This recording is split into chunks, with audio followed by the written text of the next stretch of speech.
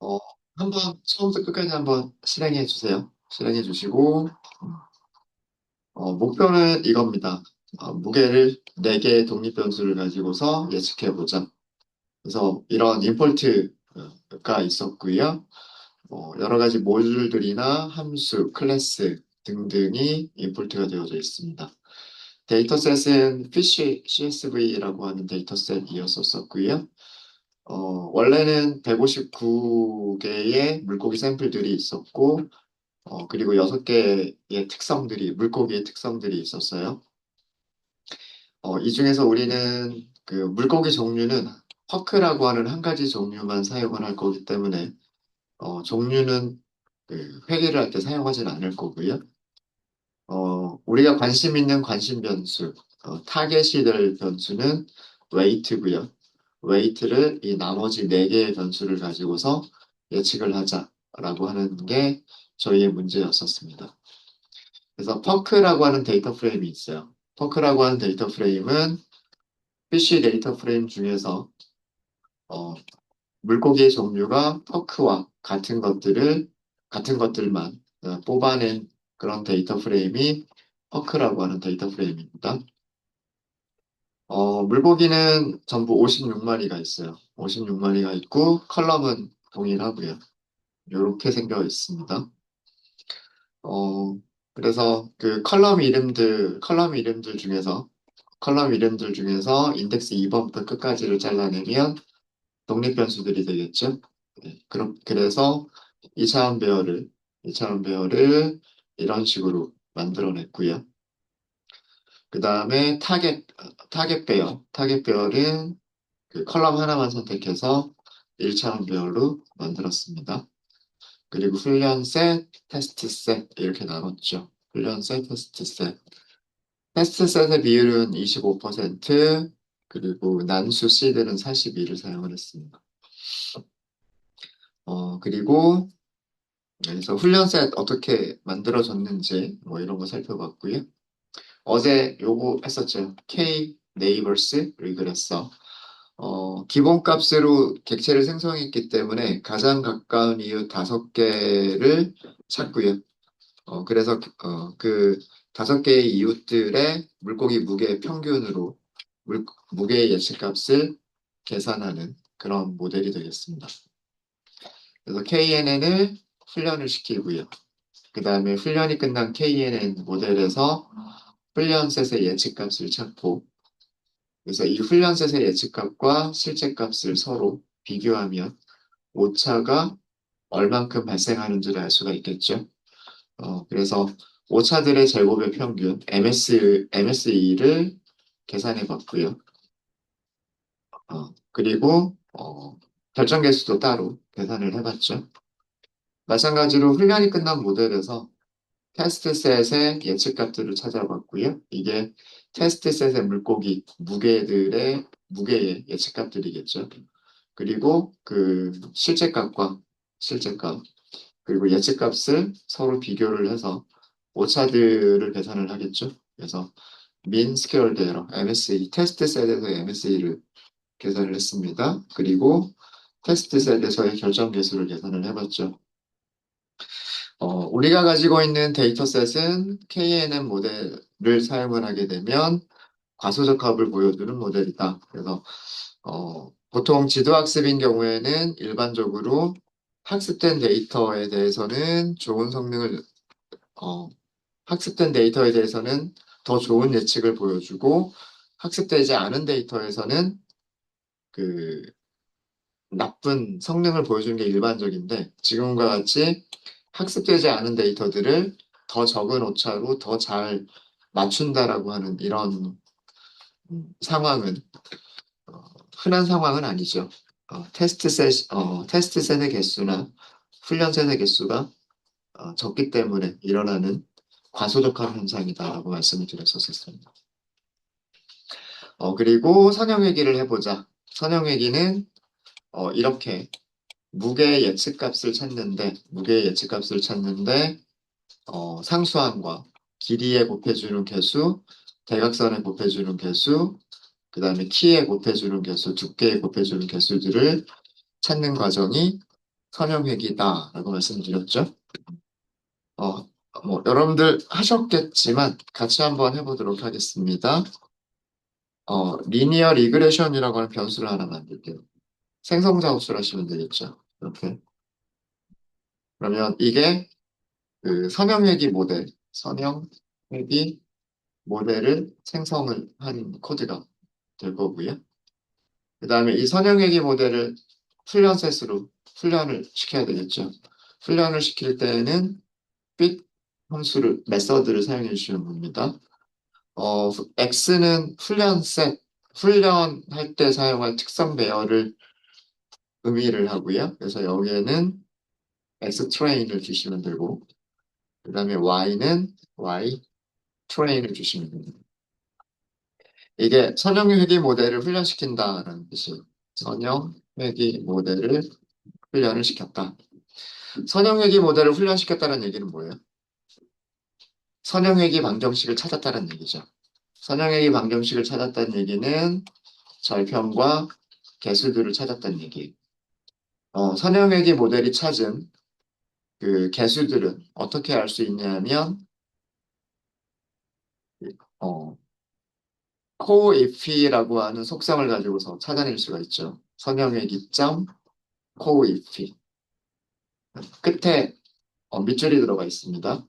사이클런에서 사이클런에서 어떤 객체의 그 변수 이름이 끝에 밑줄로 들어가 있는 경우는 이런 경우는 훈련이 끝난 다음에 새로 생기는 변수들 그런 변수들에 대해서는 그 사이클런이 그 어떤 관습을 가지고 있냐면 변수 이름 뒤쪽에 밑줄 하나를 더 넣는 이런 그 관습 규칙을 사용하고 있어요. 자, 숫자가 4개가 나왔죠. 이 숫자들이 의미하는 게 뭘까요? 이 숫자들이 의미하는 게, 우리 첫 번째 훈련셋에, 위쪽에 훈련셋 보죠. 훈련셋의 첫 번째 컬럼에 있는 값이 뭐예요? 이거 무게예요, 무게.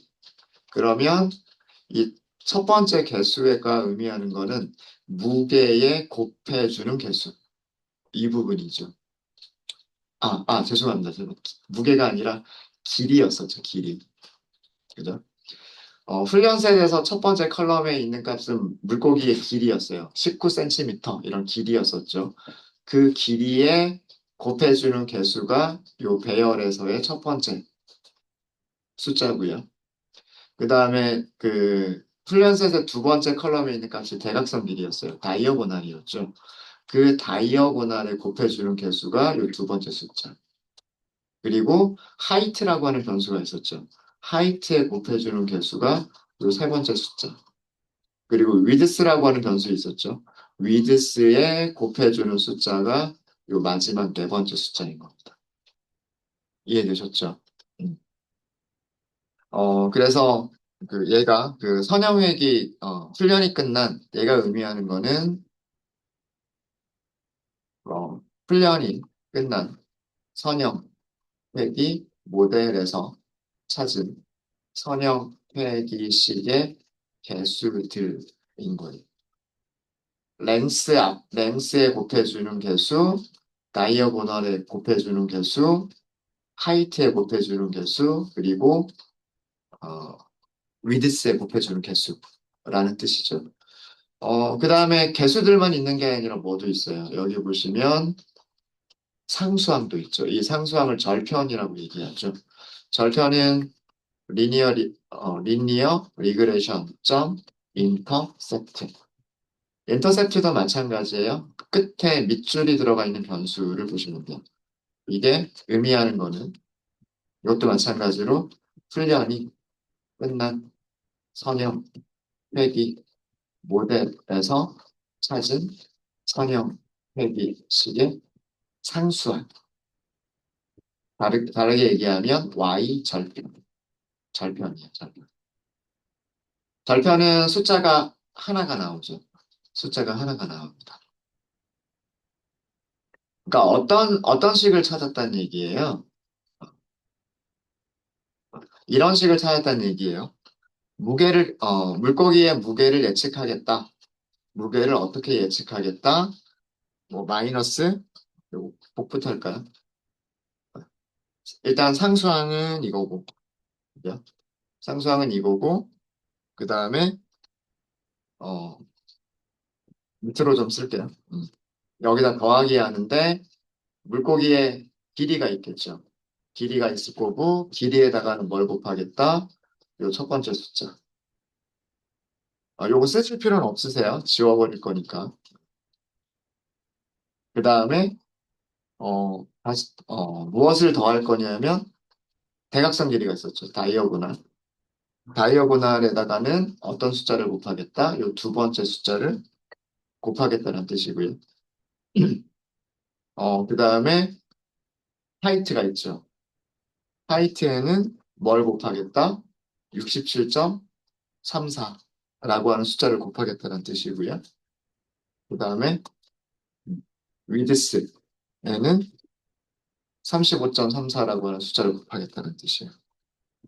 그러니까 어떤 그 물고기 한 마리가 있으면 그 데이터 프레임을 보면 물고기의 길이가 데이터 프레임이 있잖아요. 그리고 대각선 길이도 있죠. 하이트도 있죠. 위드스도 있죠. 거기에다가 이런 숫자들을 곱해서 다 더해주면 무게가 예측이 된다. 이 예측값이에요. 선형회기가 내놓은 예측값입니다. 정확한 값은 아닌 거죠. 정확한 값은 아니고, 이런 공식으로 무게를 계산하면, 오차들을 가장 적게 예측할 수 있다라고 하는 게 그게 선형회기예요. 네, 이해되셨습니까? 이거를 간단하게는 이렇게 쓸 수도 있는 거예요. y를 무게라고 한다면 특성 배열이 있겠죠. 특성 배열에다가 죄송합니다. 이 코에피션트들을 W라고 할까요? 그 다음에 더하기 W0. 얘를 W0라고 하네. 이렇게 쓸 수 있는 거예요. 얘가 2차원 배열. 2차원 배열 곱하기 1차원 배열. 그죠? 그리고 여기 상수항 더해주기. 그러니까 이게 딱 뭐예요? y는 a 곱하기 x 더하기 b라고 하는 그런 형식이잖아요. 그죠? 네. 행렬식으로는 이렇게 쓸 수가 있는 거. 예측값들을 이런 행렬식을 이용해서 예측을 할 수 있다라는 그런 뜻이에요. 그러면 민스퀘어드 에러를 계산해 보면은요. 훈련셋에서 MSE를 계산을 해보면 계산하기 전에 뭘 먼저 찾아야 되냐면 훈련셋의 예측값을 먼저 찾아야 돼요. 그죠? 훈련셋의 예측값은 훈련이 끝난 모델에서 예측해라라고 하는 프리딕트 메서드를 호출해 주시면 되고 예측값을 찾고 싶은 특성들을 주시면 돼요. 훈련셋에서 예측값을 찾겠다라고 하시면 훈련셋을 주시면 되죠. 이게 훈련셋 물고기들의 무게 예측값이 되는 거죠.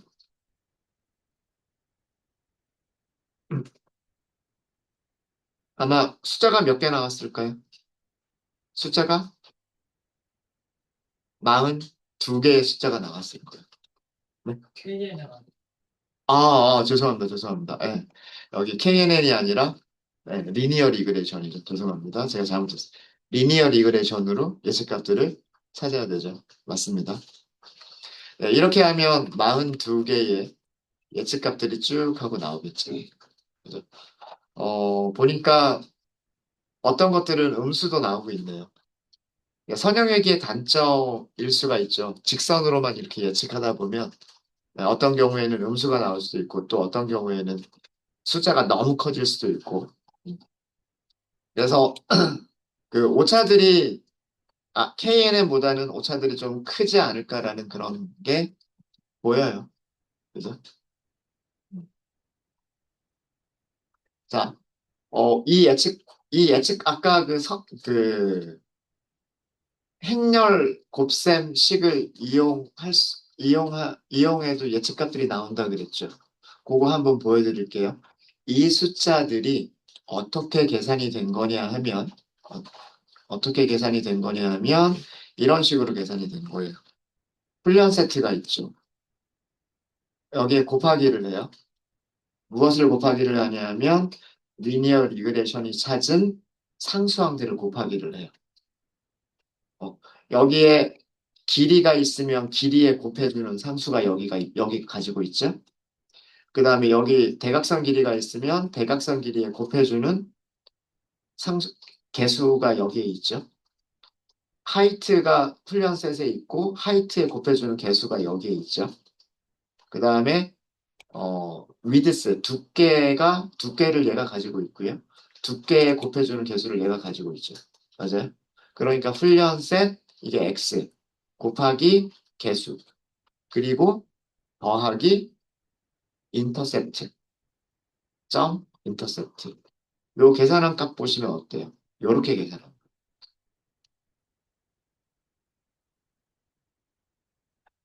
똑같죠?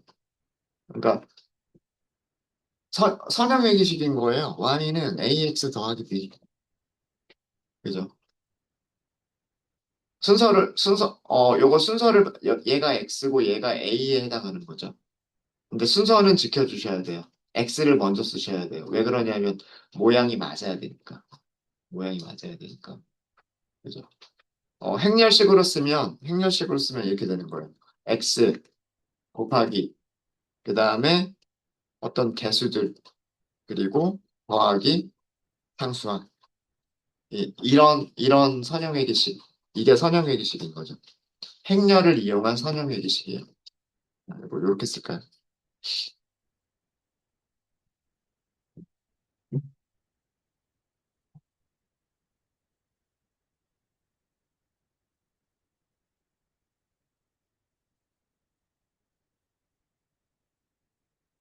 이거죠. 요거대로 계산을 하면 요렇게 예측값을 계산할 수 있다라고 합니다.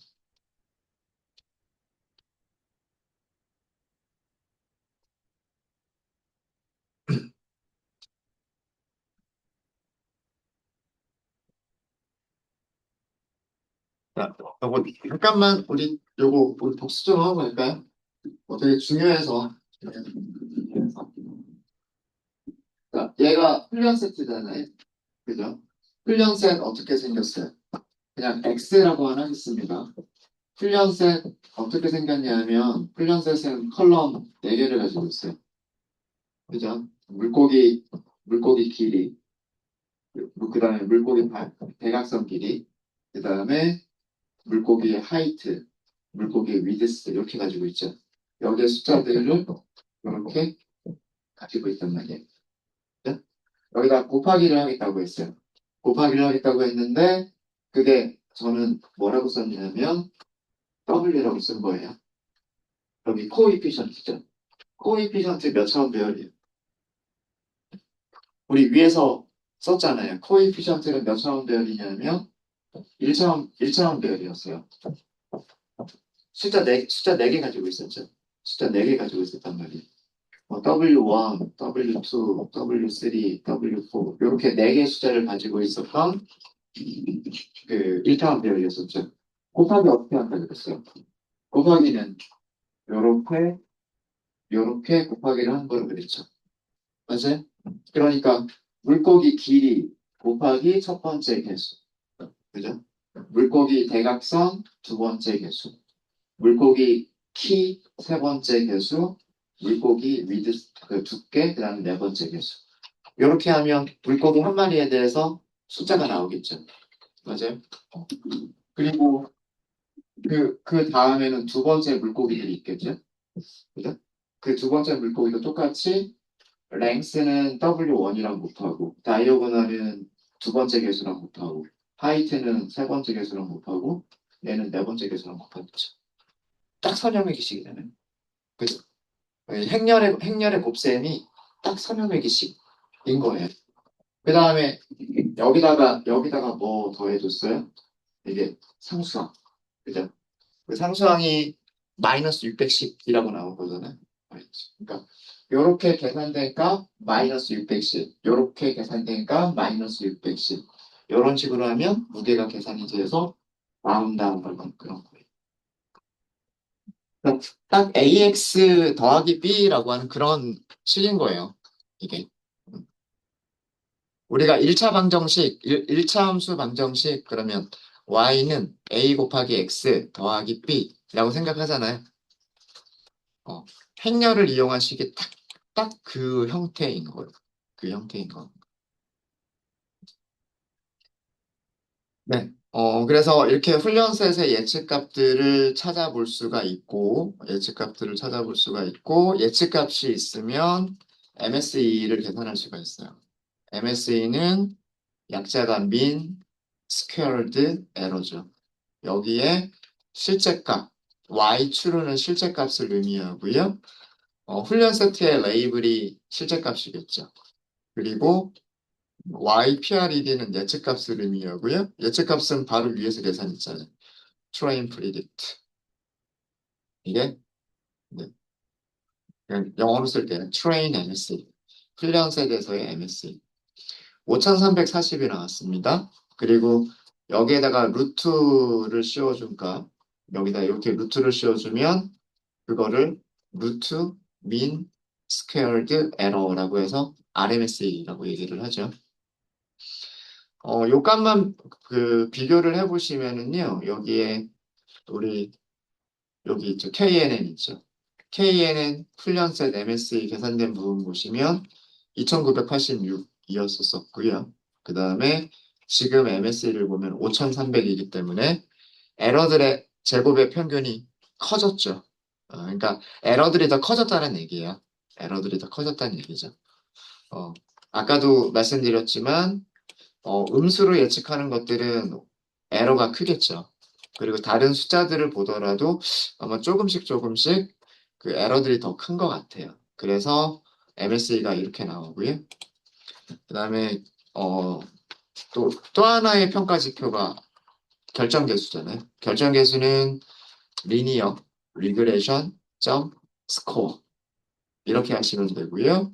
여기에는 X, 트레인 두시면 되고 그다음에 Y에는 Y, true, Y train 이렇게 두시면 됩니다. 0.95밖에 나오지 않는군요. 이런 모습을 보실 수가 있습니다. 네. 자, 그리고 어, 테스트 셋하고도 비교를 해봐야 되겠죠. 선형회계 모델은 과대적 합인 모델인지 과소적 합인 모델인지 그리고 만약에 과대적 합인 모델이면 어느 정도 차이로 과대적 합을 보여주고 있는지를 확인해 보셔야 되겠죠. 그래서 어, 테스트 셋 예측값들을 찾아보시면 돼요.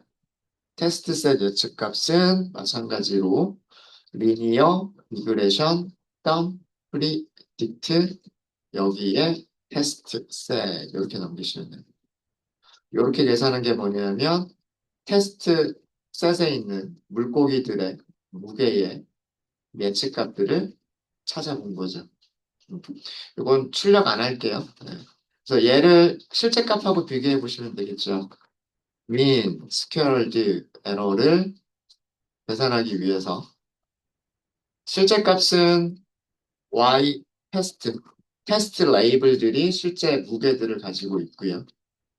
그 다음에 예측 값은 테스트 프리딕트가 가지고 있죠. 얘가 테스트 셋에서의 MSE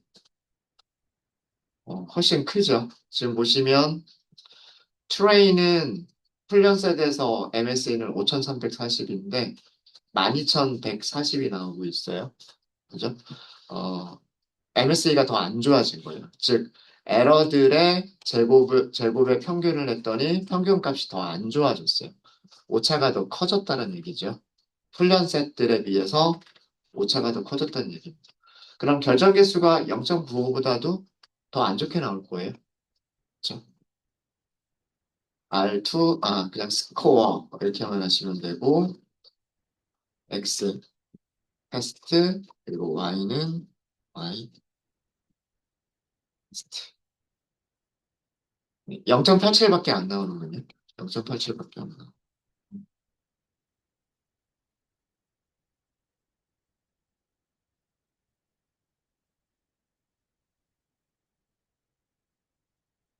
그러니까 선형회귀는 과대적합이 큰 모델이다라고 하는 거를 알 수가 있어요.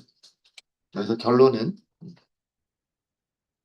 1차 항만 포함하고 있는 1차 항만 포함하는 1차 항들만이라고 할까요? 독립변수가 4개가 있으니까 1차 항들만 포함하는 선형 회귀 모델은 훈련 셋의 점수가 점수가 테스트 셋에서의 점수보다 훨씬 좋죠. 네. 이런 거를 뭐라고 부르냐면 과대 적합이 되어져 있다. 오버 피팅이 되어져 있다라고 얘기를 합니다.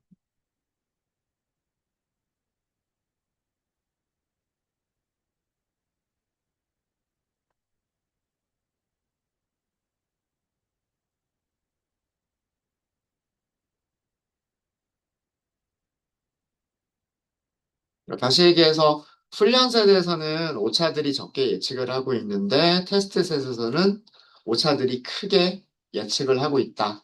이런 의미인 거죠. 이런 의미인 거예요. 네. 자, 이렇게 해서 저희가 1차항들만 포함을 시켜봤고요. 자, 이번에는 저희가 2차항들을 포함시켜 보도록 하겠습니다. 2차항들을 포함시킬 때에도 두 가지를 비교를 해볼 거예요. KNN도 이용을 할 거고요. 리니어 리그레션도 이용을 할 겁니다. 두 가지를 마찬가지로 비교를 해보도록 할게요.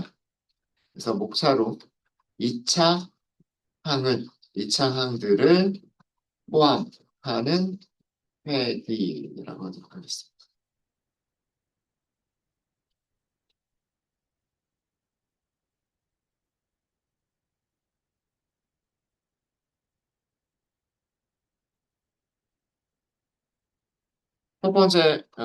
첫 번째는 KNN부터 먼저 해볼 거예요.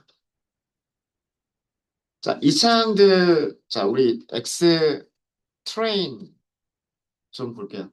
전부 다 출력하지 말고 5개만 출력해서 한번 보도록 하겠습니다. 자, 이 차항들을 포함시킨다라고 하는 게 어떤 의미일까라고 하는 것들을 좀 살펴보도록 할게요. 이렇게 4개의 변수가 있었어요. 그죠? 자, 우리 그냥 얘네들을 순서대로 그냥 x0, x1, x2, x3 그냥 이렇게 부를게요. 그러니까 실제로는 얘네들의 의미가 여기는 물고기의 길이고요. 물고기의 대각선이고 물고기의 키, 하이트고 물고기의 두께였었잖아요. 그냥 간단하게 인덱스로 x0, x1, x2, x3 이렇게 부를게요. 각각의 변수들을. 자, 2차항이라고 하는 거는요, x0의 제곱이겠죠. 맞아요? 그리고 x1의 제곱도 있을 거고요. x2의 제곱도 있을 거고요. x3의 제곱도 있겠죠. 자, 이것들만 2차항이라고 얘기를 할까요?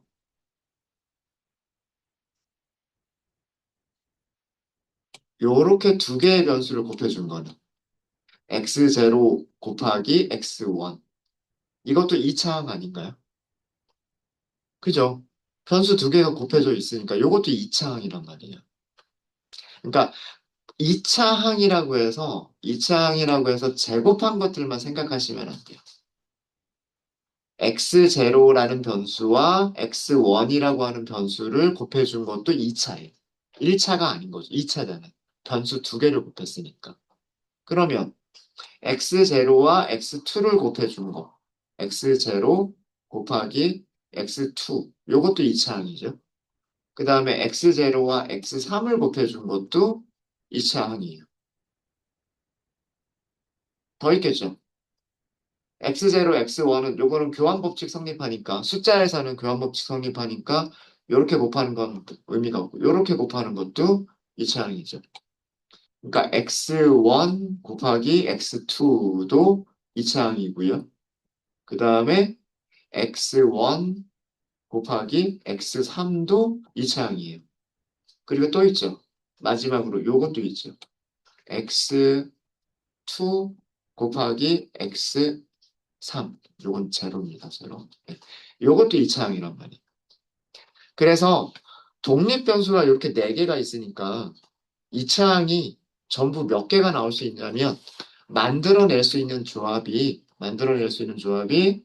4개, 3개, 3개니까 10개의 조합이 나오는 거예요. x0의 제곱이라는 거는 x0 곱하기 x0 이거잖아요. 그렇죠? 네, 그래서 이차항들의 개수가 몇 개가 나오냐면 10개가 나오는 거예요. 10개가. 그럼 곱해주는 개수도 몇 개가 나오겠다? 10개가 나오겠다. 거리를 계산할 때 사용하는 데이터 포인트도 좌표가 몇 개가 있겠다? 10개가 있겠다라고 합니다. 물론 우리가 이거를 조절할 수는 있어요. 조절할 수는 있어요. 뭐 얘네들만 포함시키겠다. 이런 방법이 있어요.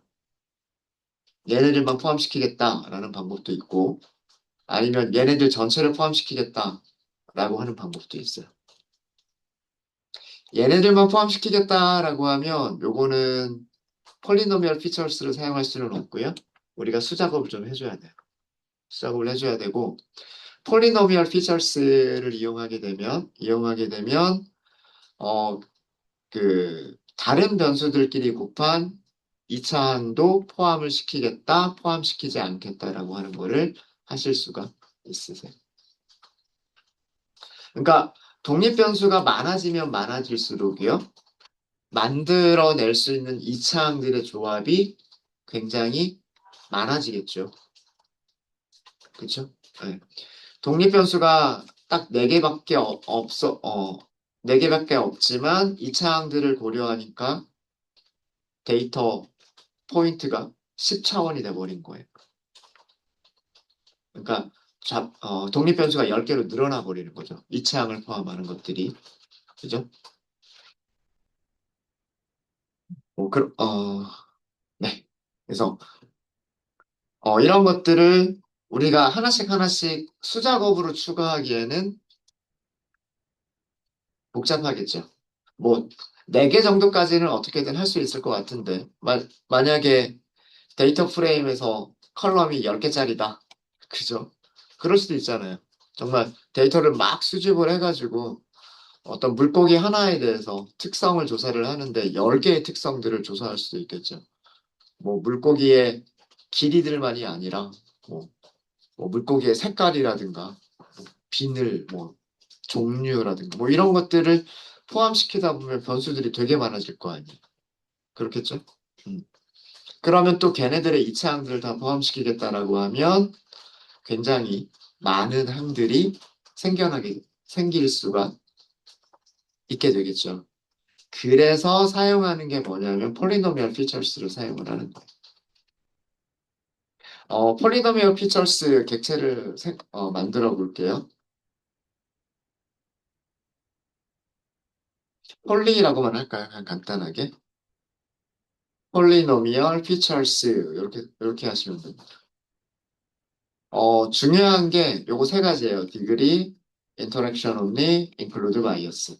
요 3가지입니다. 인클루드 바이어스는 어제 아마 설명을 드렸을 거예요. 인클루드 바이어스를 true인 상태로 그대로 하니까 그 만들어진 거에서 뭐가 더 들어갔어요? 1만 포함되어져 있는 컬럼이 하나 자동으로 들어가죠. 여기를 그거를 바이어스라고 얘기해요. 그 1만 상수 1만 들어가 있는 컬럼을 바이어스라고 얘기하는데 그 바이어스 컬럼을 포함시킬 거냐? 그게 기본값으로 되어져 있고요. 기본값으로 되어져 있고 없애면 바이어스 컬럼이 없어집니다. 없어지고요. 자, 여기 interaction only라고 하는 게 있어요. interaction only. 여기가 false로 돼 있죠. 이게 무슨 뜻이냐면 interaction이라고 하는 거는 서로 다른 변수들끼리 곱해서 이차항을 만들겠다예요. 아까 x0 곱하기 x1, x0 곱하기 x2 이런 거 있었죠. 그런 이차항들이 있었죠. 그런 이차항들만 사용하겠다라고 되어져 있어요. 여기가 false라고 되어져 있죠. 그러니까 이 얘기는 뭐냐면 x제곱, x0의 제곱, x1의 제곱 이런 것들과 함께 인터랙션들 x0 곱하기 x1, x0 곱하기 x2 이런 인터랙션들도 같이 포함을 시키겠다는 뜻이에요. 여기를 추루를 해버리면 뭐가 사라지냐면 x0의 제곱, x1의 제곱 이런 것들이 포함이 안 되는 거예요. 오로지 인터랙션들만, 즉 다른 변수들끼리 곱해서 만들어지는 인터랙션들만 만들어지는 거예요. 이해되셨습니까? 그래서 우리는 2차항 그대로 사용을 할 거고요. 그래서 기본값 그대로 사용하시면 되고 모든 2차항들을 다 고려할 거기 때문에 인터랙션 only도 false 그대로 놔둘 거고요. include bias만 여기를 true로 바꾸도록 하겠습니다. 네. 어, 이렇게 해서 실행하도록 할게요.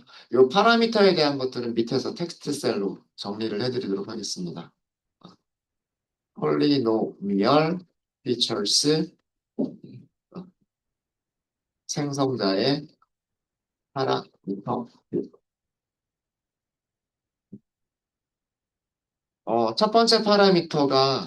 첫 번째 파라미터 이름이 디그리라고 되어져 있었어요. 디그리. 얘는 기본값은 디폴트 아규먼트는 2라고 되어져 있고요. 그러니까 2차항까지만 만들겠다라고 되어져 있어요. 2차항까지만 만들겠다라고 되어져 있습니다. 몇 차항까지를 포함할 거니? 디그리는 몇 차항을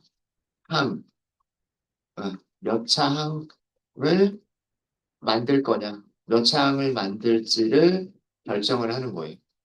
3차항까지 만들겠다, 4차항까지 만들겠다, 5차항까지 만들겠다, 이런 것들을 만들어낼 수가 있는 거예요. 그래서 기본값은 2차항까지만 만드는 거를, 어, 2차항까지만 만드는 게 기본값으로 되어져 있어요. 3차항, 4차항은 우리가 파라미터를 직접 설정을 해주셔야 됩니다. 그러니까 디글이라고 하는 영어 단어가 차수란 뜻이에요. 차수. 2차, 3차, 4차 이렇게 할 때 그 차수. 몇 번 곱했느냐, 몇 제곱이냐 이거를 의미하는 거고요. 그 다음에 아까 interaction only라고 하는 게 있었어요. interaction only. 그리고 얘는 기본값이 false로 되어져 있었어요. false.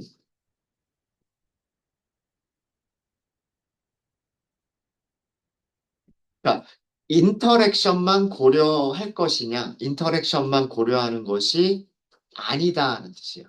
인터랙션만 고려하는 것이 아니다라는 뜻이에요. 이게 무슨 뜻이냐면 그 이렇게 할까요?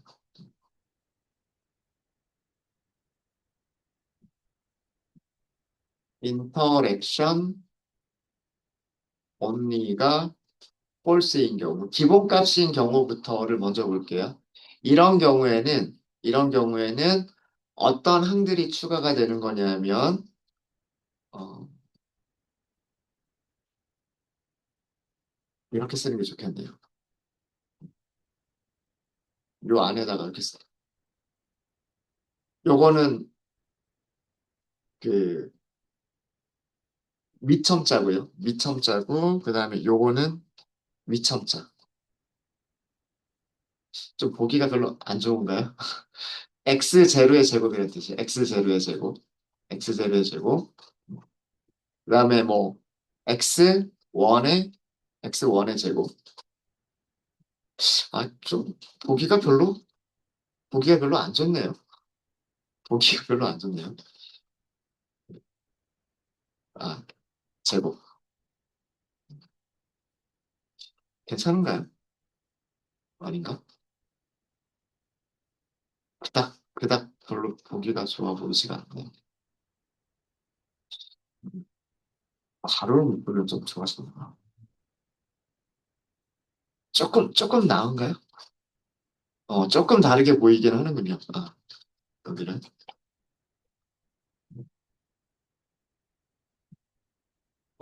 이런 이런 이차항들뿐만 아니라, 어떤 것들도 하나만 더 쓸까요? x 2의, x2의 제곱. 이런 이차항들뿐만 아니라 어떤 것들도 포함을 시키는 거냐면, 어, x1 곱하기 x0, x0 곱하기 x1. 이런 것도 포함을 시키는 거고요. 그 다음에 x0 곱하기 x2. 뭐 이런 이차항들도 포함시키겠다. 이런 것들을 전부 다 포함시키겠다라고 하는 게 interaction only false예요. 인터랙션이라고 부르는 게 뭐냐면 요런 것들을 인터랙션이라고 부르는 거예요. 요런 것들. 서로 다른 독립 변수들끼리 곱해서 만들어지는 이차항. 서로 다른 독립 변수들끼리 곱해서 만들어지는 이차항을 인터랙션이라고 얘기를 하는 거고요. 인터랙션 온리가 아니다라고 했기 때문에 자기 자신을 두 번 곱한 거, 그 다음에 다른 변수들끼리 곱한 거, 얘네들을 같이 고려하는 게 인터랙션 온리 폴스의 의미예요. 그리고 만약에 인터랙션 온리를 추루로 주게 되면 이런 이차항들은 만들어지지 않습니다. 이런 이차항들은 만들어지지 않고요. 이런 이차항들만 만들어지게 됩니다.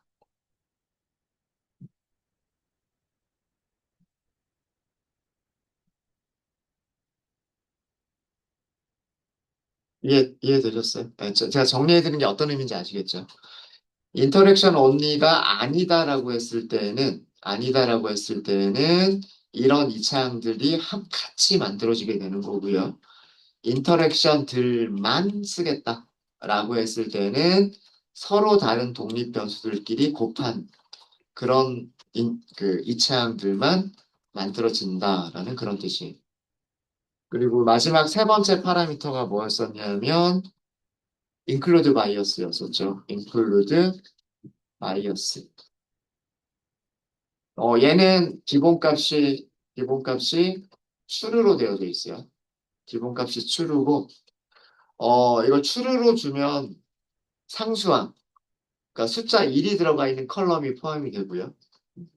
뭐 이렇게 쓸까요? include, 포함시킨다. 무엇을, 바이어스를. 이거를 기본값 true를 준 경우에는 상수항, 숫자 1이, 이 상수항 컬럼이 포함이 되고요. 포함이 되고, 그럼 false는 그 반대겠죠. include, bias, 여기를 false로 주게 되면, 상수항, 1만 들어가는 컬럼이 포함되지 않습니다. 그래서 요 세 가지만 잘 알아두시면 될 것 같아요. 보통 인터랙션 온리는 false로 쓰는 경우들이 많고요. 인터랙션 온리는 false로 쓰는 경우들이 많고 include bias는 뭐 때에 따라서 true를 쓰기도 하고 false를 쓰기도 하고 이거는 뭐 장단점이 서로 있는 거기 때문에 어떤 게 좋다 나쁘다는 없는 것 같아요. 그리고 2차항까지만 고려하는 게 가장 일반적이고요. 가장 일반적인데 이 커지면 커질수록 디그리가 커지면 커질수록 그 과대적합이 일어나기가 쉽습니다. 그러니까 훈련셋은 정말 정확하게 오차 거의 없이 맞춰가는데 테스트 셋에서는 오히려 훨씬 오차가 커지게 되는 그런 경우들이 생길 수가 있어요. 디그리는 무조건 크다고 좋은 거는 아니에요. 좋은 건 아닙니다. 오늘 오후에 요 디그리 값을요, 2차, 3차, 5차, 10차, 뭐 50차 이런 식으로 바꿔가면서 과대적합이 어느 정도 크기로 나타나는지 이런 것들을 살펴볼 예정. 이렇게 해서 파라미터들 설명을 좀 드렸습니다. 아직 폴리노미얼 피처스를 사용해보진 않았어요. 사용해보진 않았고 이렇게 만들기까지만 했습니다. 우선 여기까지만 할게요. 시간이 좀 돼서. 혹시 질문 있으실까요?